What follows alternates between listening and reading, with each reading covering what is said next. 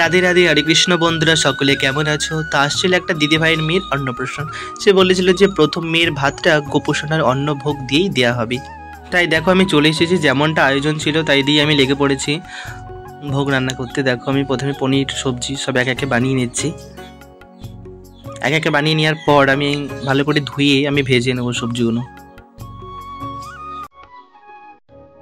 একদিকে দেখো আমি পরমান্নটা বসিয়ে নিচ্ছি, পরমান্ন দুধ।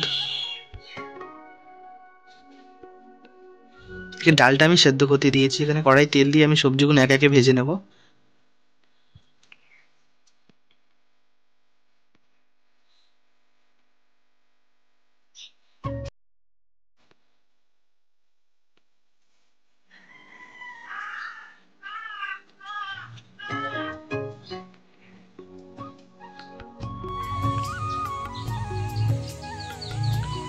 সবজি ভাজার পর আমি ডালটা এখানে করে নিচ্ছি।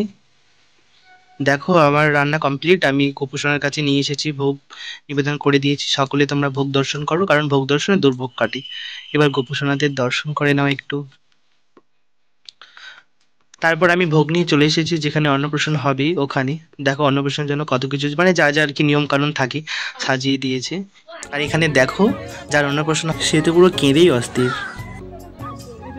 দেখো সুন্দর একটা মালা পরিয়ে দিয়েছে, আর সুন্দর একটা মাথায় একটা ফুলের একটা চূড়া দিয়ে দিয়েছে, কত সুন্দর লাগছে দেখো দেখতে। আর দেখো ও অটোমেটিক কেঁদেই যাচ্ছে। নাকি অন্নপ্রাশনের দিন নাকি সব বাচ্চারা এমনভাবে কাঁদে।